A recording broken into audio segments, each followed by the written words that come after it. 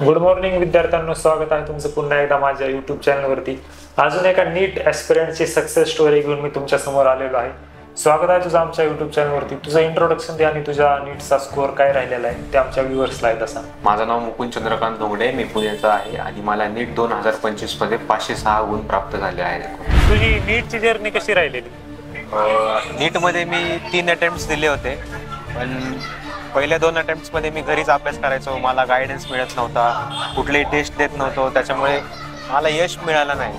पण नंतर मग मी RCC क्लास जॉईन केला. त्याच्यानंतर इथे सगळ्या शिक्षकांनी मला सपोर्ट केला आणि त्या सपोर्टमुळं, त्या गायडन्समुळं, टेस्ट पेपर्समुळं माझे भरपूर इम्प्रूव्हमेंट झाले आणि नीट 2025 मध्ये 506 गुण घेऊन मला यश मिळालं. तुला ज्यावेळेस टेस्ट सिरीज व्हायची त्यावेळेस किती मार्क्स यायचे टेस्टमध्ये? जेव्हा RCC टेस्ट सिरीज व्हायची तेव्हा मला 610, 620, 590 असे गुण यायचे. ते गुण शेवटी जाऊन कमी झाले होते. ॲक्च्युली 500 वरच आले होते. अवघड पेपर यायचे. नंतर मग आम्हाला डिप्रेशन यायचं. मग RCCची टीम आम्हाला सपोर्ट करायची. त्यानंतर मग नीट 2025 मध्ये 506 गुण झाले. लातूर पॅटर्न मध्ये कसं राहते, टेस्ट सिरीज जी नीट पेक्षा पण अवघड असते. हो, त्याच्यामुळं काय होतं, मग फायनल नीटचा ज्यावेळेस विद्यार्थी पेपर देतात त्यावेळेस त्यांना ते सोपं जाते. त्याच्यामुळे RCCने एक नवीन पॅटर्न चालू केलेला आहे टेस्टचा. तर आता तुझं बाकीच्या कुठल्या गोष्टी होत्या जे तुला वाटलं की यार ह्या गोष्टीमुळे माझ्या नीटच्या तयारीच्या टाइमला अडथळा निर्माण केला त्या गोष्टींनी? मला असं वाटतं की RCCचे पेपर जे होते ते बरेच अवघड होते, पण त्याचा खूप फायदा झाला फायनलला.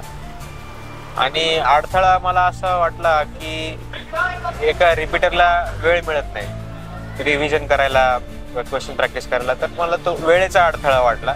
बाकी असं काही अडथळा वाटला नाही. तू नीटची तयारी करतो त्यावेळेसचा एखादा एक्सपिरियन्स सांग ना, तू कधी विसरू शकत नाही असा.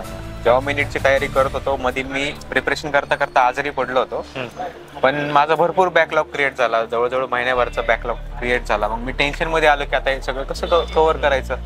मग मी शिक्षकांकडे गेलो, सरांनी मला पर्सनली काही गोष्टी शिकवल्या, त्याच्यामुळे माझा बॅकलॉग क्लिअर झाला. विद्यार्थी जे नीटचा अभ्यास करण्याचा विचार करतात अशा विद्यार्थ्यांना तू काय ऍडवाइस देशील?